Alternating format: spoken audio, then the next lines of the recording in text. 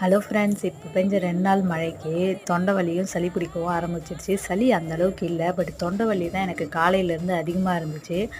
எடுத்த உடனே ஹாஸ்பிட்டல்லாம் போகமாட்டேன். என்னால் முடிஞ்ச அளவுக்கு வீட்டிலே ஏதாச்சும் ஒரு வைத்தியம் ட்ரை பண்ணிவிட்டு முடியல அப்படின்ற பட்சத்தில் தான் ஹாஸ்பிட்டல் போவேன். இது எல்லாருக்கும் தெரிஞ்ச ஹோம் ரெமெடி தான். குப்பைமேனி இலையை நல்லா சாறு பிழிஞ்சிட்டு அது கூட சுண்ணாம்பு சேர்த்து தொண்டையில் போட்டேன்னா இரும்பலாக இருந்தாலும் தொண்டை வலியாக இருந்தாலும் சீக்கிரமாக சரியாயிடும். 7:30 மணி போல் பார்த்தா திடீர்னு மழை பிடிக்க ஆரம்பிச்சிருச்சு. காலையிலேருந்து ஒரே புழுக்கமாக இருந்துச்சு, காற்றே இல்லை. இந்த மழையை வேடிக்கை பார்த்தனேடி மதியம் துவைச்சி போட்ட துணியை எடுக்கிறதுக்கு மறந்துட்டேன். கொஞ்சம் துணி தான் எடுத்தேன், மீதி எல்லாம் காயவே இல்லை. இருக்கட்டும் அப்புறம் எடுத்துக்கலான்னு விட்டுட்டேன். அதுக்கப்புறம் பின்பக்கம் போவே இல்லை. மழை நின்னதுக்கப்புறம் தான் பார்த்தா எல்லா துணியும் நனைஞ்சிருச்சு. ஓகே காயட்டும் அப்படின்னு விட்டாச்சு.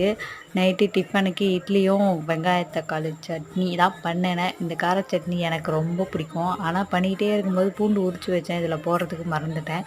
ஒரு சில டைம் இப்படி தான் என்ன பண்ணுறோன்றதே மறந்துடுறதா இருக்குது.